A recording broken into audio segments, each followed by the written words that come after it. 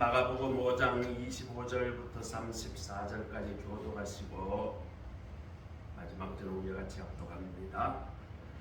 마가복음 5장 25절 제가 먼저 읽습니다. 12해를 혈루증으로 알아온 한 여자가 있어 많은 글사에게 많은 비용을 받고 가진 것도 다 우리하였으되 아무 효는 없고 부러워도 신나여 섰던 차에 예수의 소문을 듣고 무리 가운데 끼어 뒤로 와서 그의 옷에 손을 대니 이는 내가 그의 옷에만 손을 대어도 구원을 받으리라 생각함이더라. 이에 그의 혈루 근원이 곧 마름에 병이 나은 줄을 몸에 깨달으니라. 예수께서 그 능력이 자기에게서 나간 줄을 곧 스스로 아시고 무리 가운데서 돌이켜 말씀하시되 누가 내 옷에 손을 대었느냐 하시니 제자들이 여짜오되 무리가 애워서 미는 것을 보시며 누가 내게 손을 대었느냐 물으시나이까 하되 예수께서 이 일을 행한 여자를 보려고 불러보시니 여자가 자기에게 이루어진 일을 알고 두려워하며 떨며 와서 그 앞에 엎드려 보던 사실을 여쭈니 같이 읽습니다. 예수께서 이르시되 딸아 내 믿음이 너를 구원하였으니 평안히 가라 내 병이 너여 건강할지어다. 아멘. 이것은 하나님의 말씀입니다. 오늘은 혈루병 아는 여인의 사건에 관한 말씀을 가지고 우리에게 주신 하나님의 음성을 같이 생각해 보도록 합니다. 현대 실존주의 철학자들이나 작가들은 현대인을 묘사하는 가장 중요한 단어로 절망과 소외라는 이 두 단어가 가장 많이 쓰였다라고 합니다. 예전에는 대가족 제대 그리고 마을 가운데 공동체로 살았습니다. 그러나 요즘은 점점 핵가족화 돼가고 뭐 큰 아파트 단지에 산다고 하지만 그럴수록 점점 어떻게 됩니까? 옆집에 누가 사는지 잘 몰라요. 우리도 큰 아파트 들어갔잖아요.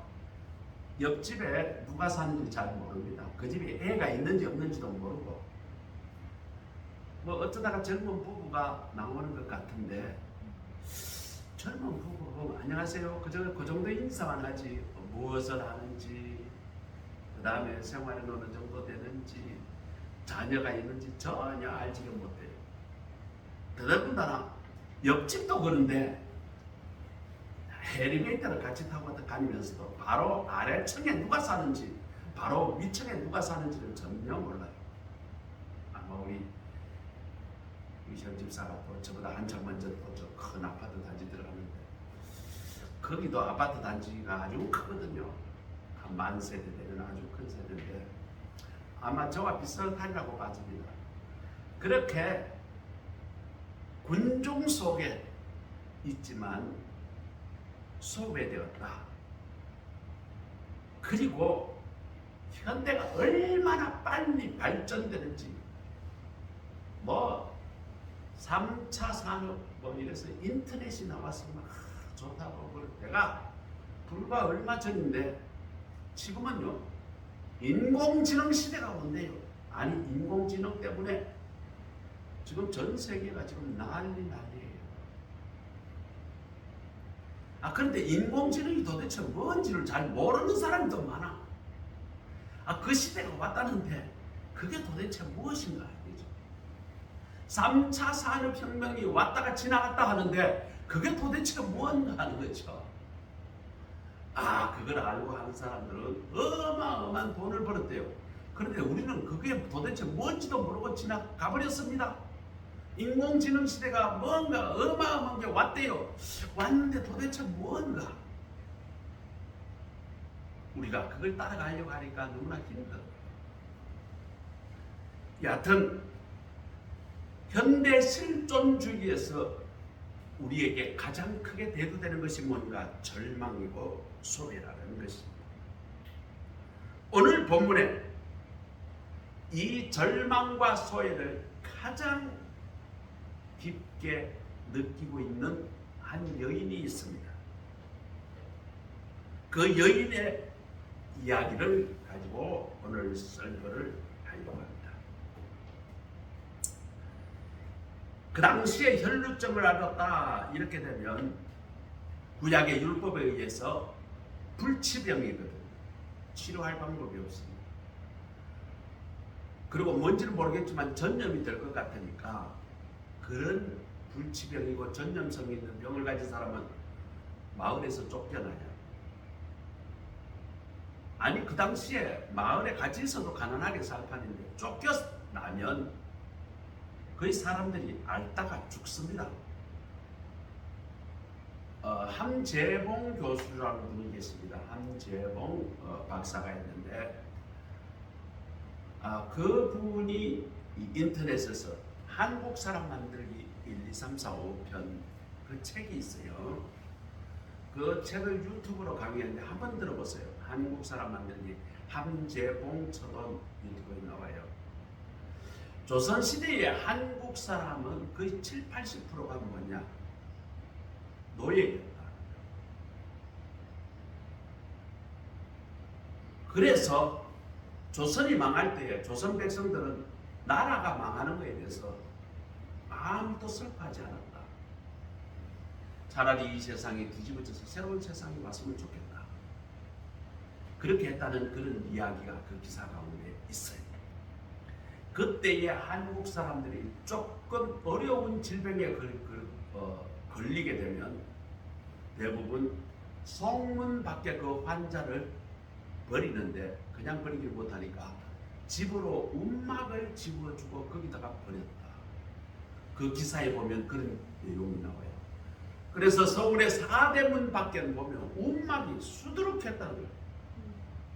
사람들이 아프면 치료할 방법이 없으면 거기다 버리고 거기서 시름시름 앓다가 죽으면 그냥 그적대기에 말아가지고 그냥 묻어버렸다는 거예요.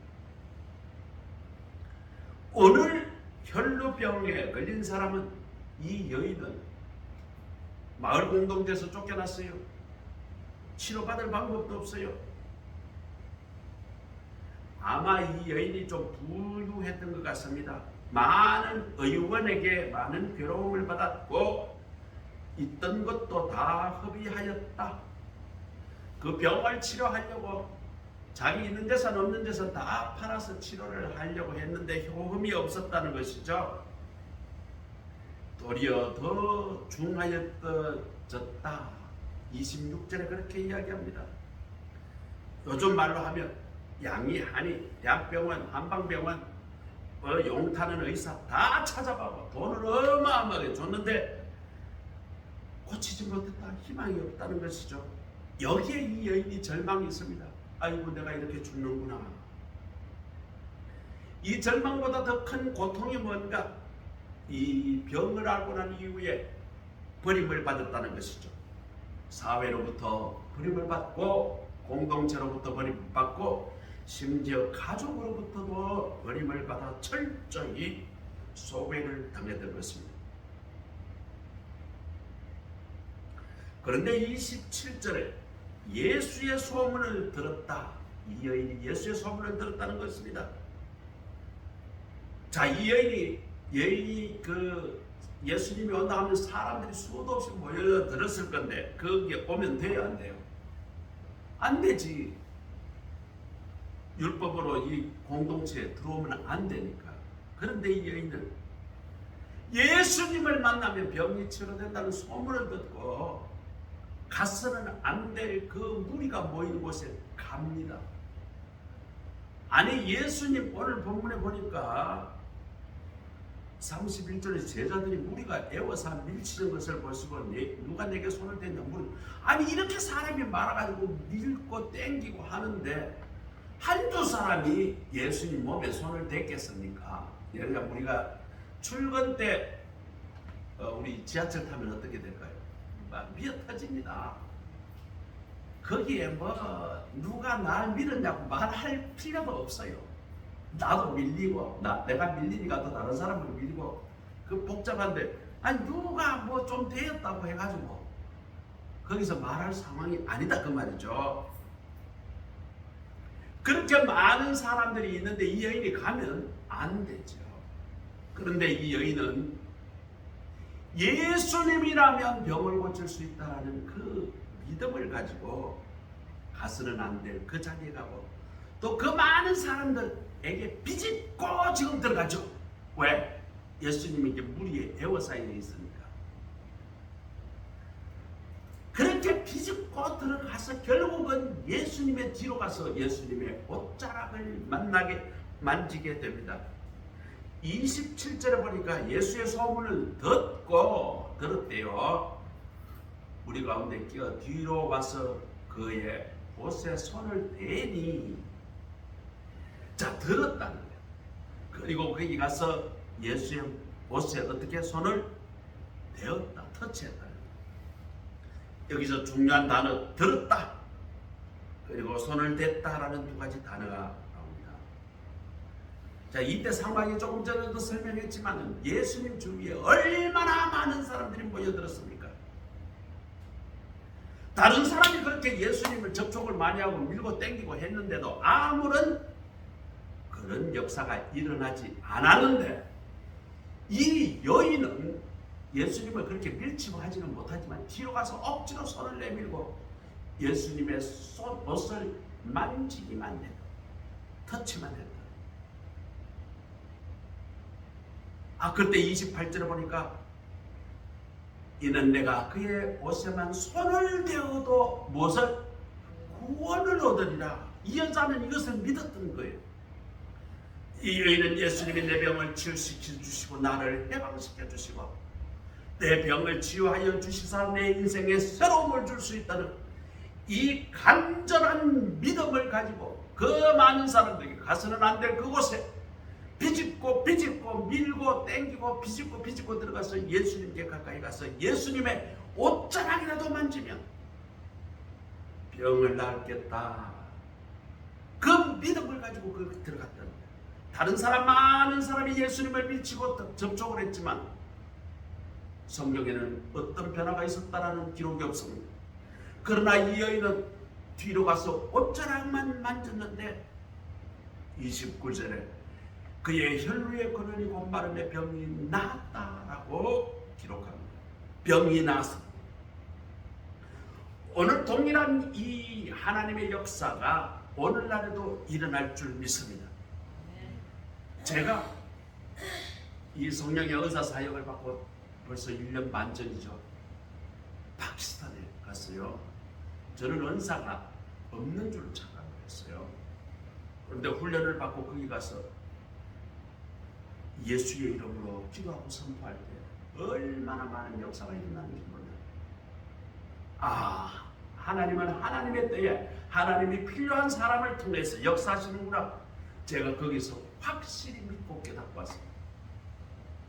그리고 6개월 후에 또 캄보디아에 갔어요. 캄보디아 갔을 때 제가 너무너무 힘들었어요. 한 이틀 동안 너무 더워서 땀을 너무 흘리니까 탈진이 오더라고요. 그래서 가는 이튿날 밤에 제가 몸살이 났어요. 너무 땀을 많이 흘리니까. 습도가 거의 90%인데 온도가 거의 뭐 38도, 37도 막 이렇게 계속되니까 숨을 쉬어도 헉헉댈 정도로 습하고 더워요.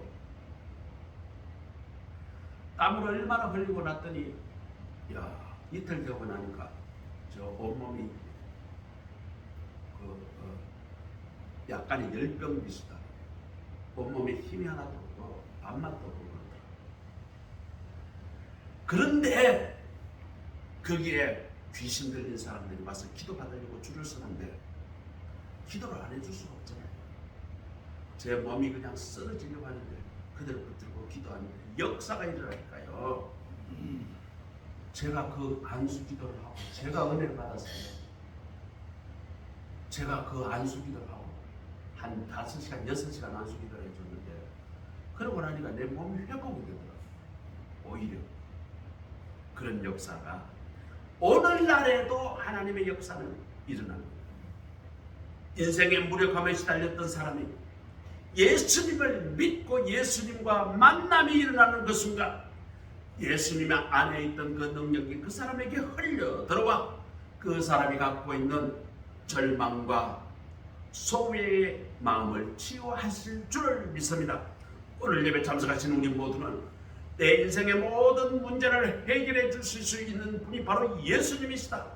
이것을 우리는 믿어야 해요. 그 믿음을 가지고 우리가 행해야 하나님의 예수님의 능력이 나에게 덧입혀지는 것입니다. 자, 또 30절에 보니까 예수님이 누가 내 옷에 손을 댔냐? 예수님은 자기의 능력이 빠져나간 것을 아셨습니다. 자, 그러니까 31절에 제자들이 좀 황당스럽다라는 뜻으로 예수님에게, 아니 이렇게 사람이 많아가지고 우리가 예수님 배고사고 지금 밀고 땡기고 하는데, 아니 누가 손을 댔다, 아니 그 손 지금 뭐 안 될 수 있는 상황이 아니잖아요. 이렇게 밀고 땡기는데 어떻게 안 될 수 있습니까? 제자들이 좀 당황스럽다듯이 그렇게 이야기를 합니다. 그때 이 여인은 알았죠. 아, 예수님이 자기의 능력이 나가서 나를 치유하는 걸 예수님은 알고 계셨구나. 그래서 33절에 보니까 두려워 떨며 와서 그 앞에 엎드려 모든 사실을 여쭈니, 33절에 그 여인이 자기의 정체를 드러냅니다. 자, 이 본문에서 요구하는 깊은 해석이 있습니다. 그것이 무엇일까요? 내가 주의 은혜로 구원을 얻었습니다. 주의 은혜로 내가 병이 치유됐습니다. 주의 은혜로 내 문제가 해결이 되었습니다. 그러면 주님이 우리에게 요구하시는 한 가지가 있습니다. 주님이 내게 역사하신 그것을 나타내고 증거해야 된다는 것입니다. 이 여인에게도 마찬가지입니다. 예수님의 능력이 임하셔서 그 난치병, 불치병, 혈루병이 나았다고 하면 그냥 예수님이 모른 척하고 넘어가는 것이 아니라, 누가 나에게 접촉했느냐? 수많은 사람이 접촉했지만 나를 믿고 나에게 치유받은 사람, 그 사람이 누구냐? 그것을 드러내라 라는 예수님의 요구라는 것이죠.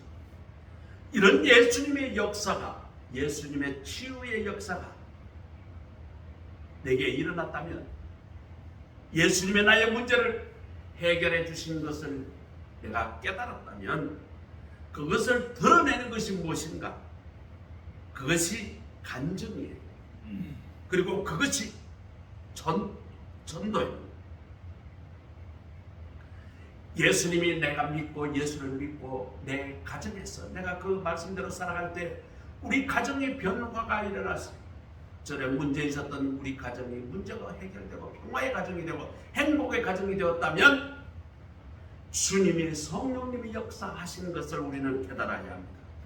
우리 자녀가 문제가 있었는데 우리 가정이 예수님의 말씀으로 인하여 새롭게 되었을 때 그 자녀의 문제가 해결이 되었다면, 하나님께서 우리 가정에 도움을 주시고 역사하셨다는 이 사실이 깨닫고 우리는 그것을 이웃에게 증거해야 하는 것입니다. 사실 그대로 말하는 것, 그것이 간증이고 그것이 전도입니다. 이건 내가 잘났다고 드러내는 것이 아닙니다. 주님이, 내가 주님을 믿고 행했을 때 주님이 나를 통해서 일어난 위대한 일, 이 절망과 소외 속에 있었던 내 인생을 바꿔주신 주님, 그리고 그 병을 나음으로 이토록 충만하고 다시 새 삶을 살 수 있도록 해주신 주님, 그 주님을 나타내는 우리 모두가 되시기를 간절히 소원합니다. 우리의 삶에서 예수님이 우리의 삶에서 구원을 이루는 것은 단번에 이루어집니다. 그러나 이 구원의 삶은 우리의 삶 속에서, 삶의 현장에서 날마다 지속되고 있습니다. 우리는 구원받았다, 끝이 아닙니다. 구원받았으니까 구원받은 자로서의 삶을 살아가야 합니다. 예전엔 예수를 믿어도 그냥 그렇게 살았다면 그냥 집에서도 그냥 지지고 볶고 살고 나가서도 지지고 볶고 살고 이랬다가 내가 구원받은 백성으로 이렇게 살아서는 안 되지. 내가 예수를 믿었다면 내가 예수의 말씀대로 살아가야지. 그러면서 아내를 귀히 여기고 가정을 주신 하나님께 경배하고 찬양을 하고 그렇게 날마다 구원의 삶을 날마다 살아가야 한다는 것입니다. 이렇게 우리의 삶의 현장에서 우리의 삶이 구원의 삶이 계속 되어진다면 그러면 우리 가정이 얼마나 평화롭고 행복해지겠어요. 그것을 우리는 고백해야 하는 것입니다. 이 고백은 날마다 이루어져야 하는 것이에요. 오늘 예배 참석하신 우리 모두는 우리 삶에서 구원을 이루어 주신 그 예수님을 세상 널리 고백하며 증거하는 삶을 살아가는 우리 모두가 되시기를 주님의 이름으로 축복합니다.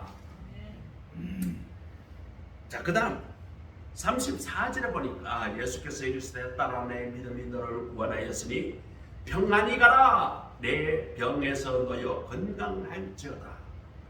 예수님이 마지막에 이렇게 축복을 해주십니다. 딸아 이제는 구원을 받았다. 평안히 가라. 이 평안히 가라라는 것이 헬라어 원문으로 정확히 해석을 하면 평안을 향해서 나아가라라는 해석입니다. 이제 내 인생이 새로워졌다. 혈루병이 다 치워졌다. 전에는 공동체 생활도 못했지만 가정에서 살지 못하지만 이제는 그것이 치워졌으니 새로운 사람이 되었다. 이제는 공동체에 들어올 수도 있고 가정에 돌아올 수도 있다. 이제는 평안을 위해서 새로운 미래를 향해서 나아가라. 예수님은 그렇게 축복해 주십니다. 자, 이 여인은 예수님의 이 치유를 통하여 예수님의 믿음은 더욱 강해졌고 건강을 얻었을 뿐만 아니라 이 사건을 계기로 예수님과 뺏길 수 없는 그런 깊은 관계 속에 들어갑니다. 그리고 그녀는 하나님의 딸이 되었던 것입니다. 오늘 사랑하는 여러분, 저와 여러분이 그 평안의 땅, 약속의 땅을 향해 우리는 나아가고 있습니까? 오랫동안 교회를 다녀도 나는 믿음에 대해서 확신이 없고 말씀을 열심히 들어도 말씀에 순종하는 삶은 전혀 내하고 상관이 없는 그런 사람이 있어요. 그런 사람이 기도를 열심히 해도 내가 원하는 그 치료의 체험이나 인생의 어떤 성령의 극적인 변화의 체험이 없다. 이런 사람이 있어요. 왜 그럴까요? 어떤 사람은 교회에 나와서 목사님 설교를 한 번 듣고 인생이 바뀌었다. 어떤 사람은 교인인데 우리 엄마 아버지가 장로님이고 목사님인데 어릴 때부터 설교를 들었는데 내 인생은 바뀌지 않았다. 무슨 차이가 있을까요? 바로 그것은 그 믿음의 차이입니다. 저 말씀 속에 내 인생을 바꿀 수 있는 생명의 말씀이 있다. 하나님은 어떤 분이신가? 이 말씀 속에서 나를 변화시킬 것이니 내게 다가올 그 주님을 오늘 그 말씀을 통해서 기다린다. 주님, 오늘 이 말씀으로 나를 바꾸어 주셔야 합니다. 주님, 제가 오늘 이 예배 시간을 통해서 주님의 말씀을 기다립니다. 이 목마른 심정으로 주님에 대한 기대를 가지고 이 말씀을 받아들일 때에 이 믿음을 통해 그 인생이 새로워질 줄 믿습니다.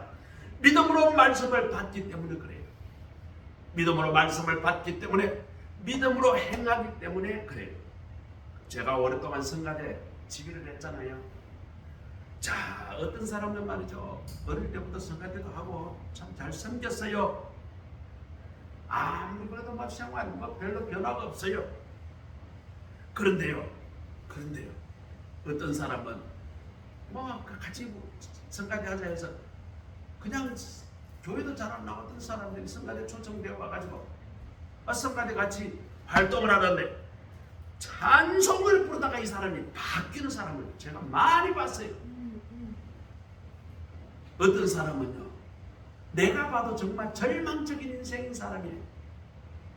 근데 성가대 찬양을 부르면서 찬양 가운데 예수님을 만나고 하나님 하니까 야, 그 사람이 바뀌더라고. 야, 그 소개한 권사님을 따라서 그 성가대 온 집에 한번 가봤어요. 그런데 그 집이 처음 신방을 갔을 때 깜짝 놀랐어. 정상적인 집이 아니에요. 집이 있어요. 그 바깥 담에다가 블록을 쳐가지고 방을 하나 달아내고 그 위에다가 슬레이트를 올려가지고 방을 만드는 거예요. 그게 사실은 마당인데 브로커를 쳐가지고 벽을 만들고 창문도 없어요. 들어가는 입구문만 하나 있고 위에는 슬레이트로 덮어가지고 그런데 이 집이 말이죠. 비가 오면 슬레이트하고 벽 사이가 공간이 있어서 비가 벽을 치면 이게 벽 타고 말이죠. 방 안으로 비가 줄줄줄 들어와요. 그러면 겨울에는 얼마나 춥겠어요. 그렇게 틈새기가 있으니까. 야, 제가 처음에 그 집에 갔는데 권사님이 가보자고 주의사님 가보자 가봤는데 야, 내가 들어가서 앉을 자리가 없더라고. 집이 하도 더러워가지고 담배를 얼마나 편하는지 전신마침 담배 제가 널널히 하고요. 어디 딱 닦고 앉을 데가 없더라고. 엉거주춤 서 있으니까 그 남자 집사님이 그러면 씩씩씩 여기 앉으라 그러는데 야, 이거 앉기도 못하고 안 앉기도 못하고 그래서 거기 가서 예수 믿고 이제 복 받고 이 가정에 하나님이 크게 역사하도록 우리가 그렇게 살아. 그런데 이 사람이 맞아. 어젯밤에 술을 얼마 먼저 늘리게 하게. 집사님, 제가 어릴 때요, 우리 할머니가 권사님이었고 내가 진짜 교회 열심히 나갔어요. 10대에 중학교 다니다가 집을 가출해가지고 서울에 왔는데 그때부터 지 맘대로 살아. 그러다가 지금 부인을 만나가지고 어찌어찌 하다가 애를 낳는 통에 같이 살게 됐다는 거예요. 야, 애가 얼마나, 애가 둘인데 위에 오빠 밑에 여자인데 얼마나 굶었는지 애들이 빽빽해가 영양실조가 걸리죠. 그러면서 담배는 줄담배를 피우고 술은 말이죠. 얼마나 마시는지 방구석에 전신마술 술병이 있어요. 그래서 내가 기도를 해주고 우리 성가대 나와서 다시 예수 믿고 하나님의 복을 받자. 그랬더니 말이죠. 그 다음 주에 왔어요. 그 다음 주에 왔는데 성가대 가르치니까 어릴 때 교회 열심히 다닌다는 표시가 나더라고. 찬송가는 다 알아. 야, 새신자가 찬송가 다 아는 사람은 귀합니다.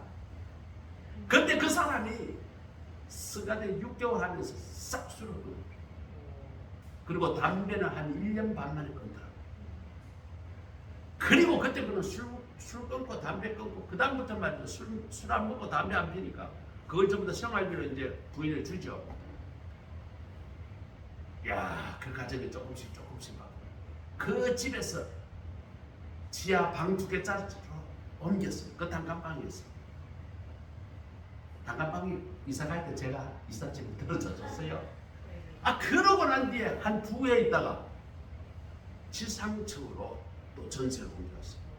그 성가대 한 10년쯤 하다가 영구 임대 아파트를 하나 받았어요. 얼마나 좋아하는지. 야, 지금도 눈에 선합니다.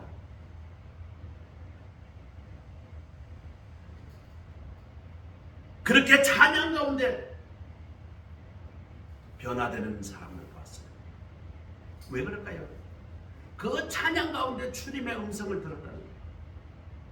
그 주님의 음성을 듣고 내 인생을 바꾸었다는 거예요. 또 어떤 사람은요, 기도하다가 인생을 바꾼 사람 봤어요.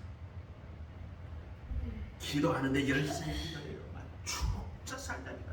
우리 어릴 때, 우리 어릴 때 그렇게 신앙생활 계시는 우리 어머니 세대는 잘 알 거예요. 시골에 가서만 밤새 그냥 그 마룻바닥에 방석 깔고 기도하는 분이 한두 분이 아니었어. 그렇게 기도하는 사람들이 대부분 다 하나님의 응답을 다 들었어요. 어떤 사람은 교회 오래 다녀가지고 기도를 어떻게 하는지 다 알아요. 머리를 숙일 줄도 알고요. 손을 모아가지고 경건한 모습을 나타내기도 합니다. 그렇게 형식을 잘 갖추기는 하지만 그 기도가 역사하는 것은 경험하지 못해요. 반면에 믿음의 기도를 드리는 분이 있습니다. 주님만이 나의 마지막 소망이 되십니다. 주님을 신뢰합니다. 주님만 내 인생의 문제를 해결해 줄 수 있습니다.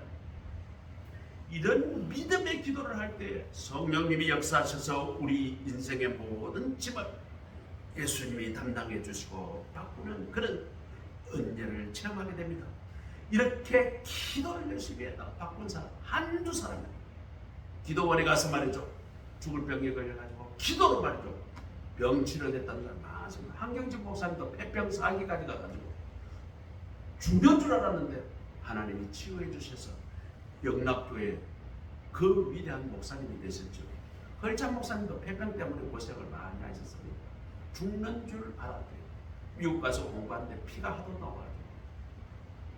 그런데 하나님께서 치유를 시켜주셔서 그렇게 큰 사역을 감당하셨습니다. 어떤 사람은 예배 가운데서 변화가 일어난 사람도 있습니다. 오늘 우리에게 중요한 질문은 이것입니다. 믿음으로 무엇을 하는가? 진짜 그 말씀을 믿음으로 예배를 드리는가? 믿음으로 말씀을 듣는가? 우리가 믿음으로 찬양하는가? 믿음으로 기도하는가? 그것입니다. 지금 이 순간 내 인생의 절망과 소외와 고독을 끌어안고 주님 앞에 진심의 믿음으로 나오는 우리 모두가 되시기를 간절히 소원합니다. 내가 오늘 내 인생의 절망과 고독과 소외와 이 모든 것을 주님만이 해결해 주신다는 진심의 믿음으로 주님 앞에 나오시기를 바랍니다. 그리고 그 믿음으로 말씀을 듣고 믿음으로 기도하고 믿음으로 찬양 드리고 믿음으로 예배를 드릴 때 주님은 나를 만져주십니다. 그것입니다. 바로 그 순간 주님 안에 있는 능력이 나에게 흘러들어와 내 모든 문제와 요청을 해결해 주실 줄 믿습니다. 이 능력이 흘러나온다는 것이 무엇인가? 주님 편에서 보면 주님의 능력을 비워내는 것입니다. 이사야 53장 5절에 보면 그가 찔림은 우리의 허물 때문이요 그의 상함은 우리의 죄악 때문이라. 그가 징계를 받음으로 우리가 평화를 누리고 그가 채찍을 맞음으로 우리가 나음을 받았다. 주님은 우리의 평화를 위해서 주님께서 우리 대신해서 징계를 받으셨고 우리가 낫기 위하여 주님은 채찍을 맞으시고 십자가에 달려 돌아가셨다는 말씀입니다. 이 십자가의 고통과 이 아픔으로 주님께서 오늘 나의 모든 문제를 치유하기 위해서 지금도 기다리시고 계십니다. 그리고 십자가를 짊어진 주님께서는 오늘 고통을 당하고 있는 인생을 향해서 이렇게 말씀하고 계십니다. 마태복음 11장 28절에 수고하고 무거운 짐진 자들아 다 내게로 오라 내가 너희를 편히 쉬게 하리라. 오늘 예배 참석하신 우리 모두는 오직 예수님만이 내 희망이요 오직 예수님만이 내 사랑이며 오직 예수님만이 내 삶의 평안과 나의 모든 문제를 해결해 주시고 그리고 나에게 새로운 날을 줄 수 있음을 믿고 그분이 앞에 나와 그분을 만지시는 우리 모두가 되시기를 주님의 이름으로 축복합니다. 기도하겠습니다. 하나님 감사합니다. 오늘 혈병 여인의 치유 사건을 통하여 예수님을 믿음으로 병이 치유받고 새 생명을 얻은 그 여인을 우리는 기억합니다. 그리고 그 여인이 치유받고 난 뒤에 예수님께서 그것을 증거하고 간증하라는 요청을 받는 것을 보았습니다. 다 치유되고 나온 뒤에 그 간증을 듣고 난 뒤에 평안히 가라 내 병이 놓여 건강할지어다 그런 예수님의 축복의 말도 듣는 것을 보았습니다. 하나님 우리가 믿음으로 말씀을 받고 믿음으로 기도하고 믿음으로 찬양하고 믿음으로 예배하는 우리의 삶이 되게 하시고 우리의 삶에서 하나님이 역사심을 증거하며 살아가는 우리의 삶이 되게 하옵소서. 예수 그리스도의 이름으로 감사하며 기도드립니다. 아멘. 찬송가 441장입니다. 441장